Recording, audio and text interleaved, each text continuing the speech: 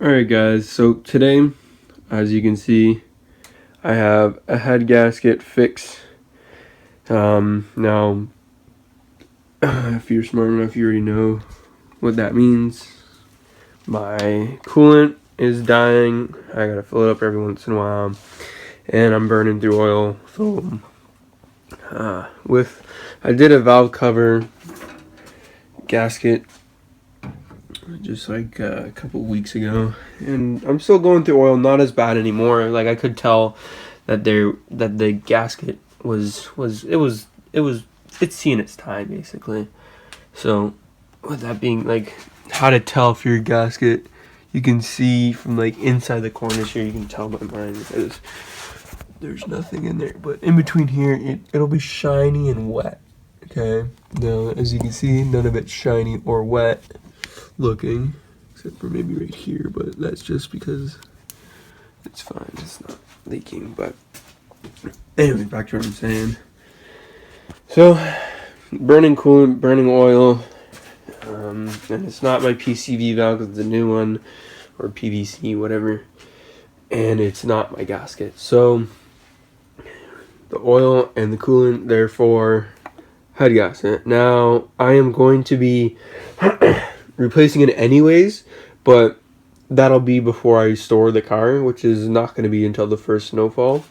So until the first fucking little pebble of snow falls, I will not be taking this anywhere. It'll be on the road until then.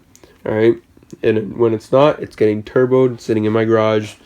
But what I'm trying to say is, I am going to be dropping my my engine off at a shop and getting that gasket done, just because that's not something I personally want to mess around with.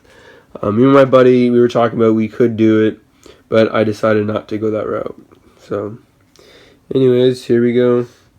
Alright, so those are the instructions. It's pretty straightforward.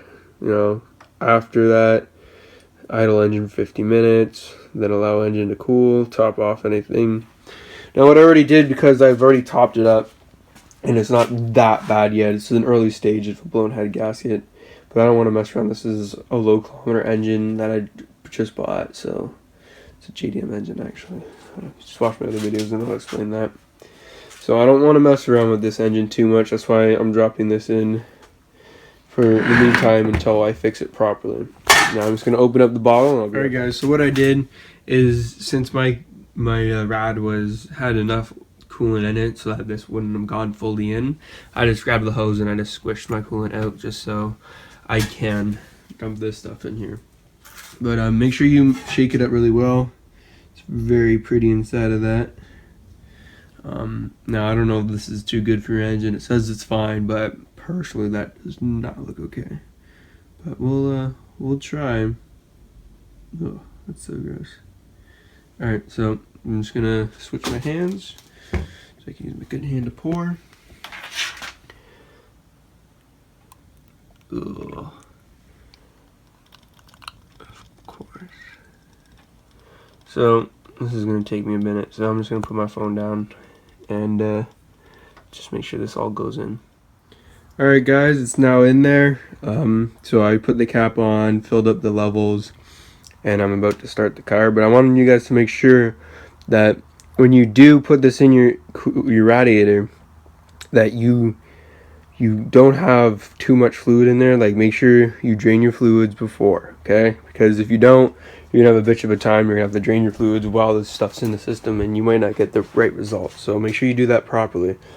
So now I'm gonna go make sure the garage door is open, even though everyone tells me to keep it closed. I don't know why. Grab your keys before you do this, and then start your car. Let it idle for 15 minutes. Okay. Now, heat's all the way on. Okay, so that's all the way on, and it's the highest heat. And then just, whatever here you want to do all fours. So make sure that's on, and you're gonna want to let it idle for 15 minutes. Okay, so I'll be back in 15 minutes. Alright guys, so after you shut it off and let it cool down and topped up all your fluids, you should be good. So just be sure you left it sit for, you let it sit and idle for 15 minutes, and then you turned it off, let your car sit for a good 10 minutes, made sure everything cooled down, everything was all good, and then you went and took it for a drive, make sure everything's running fine. Alright, so hopefully you did all those steps, and that's what I did. I'm actually about to take it for a drive now, but I'm not going to drive it crazy, I'm going to drive it like normal. And so I'll leave an update on if it worked for me or if it didn't. Or shoot me a comment and I'll let you know. Alright, thank you guys for watching. Have a good day.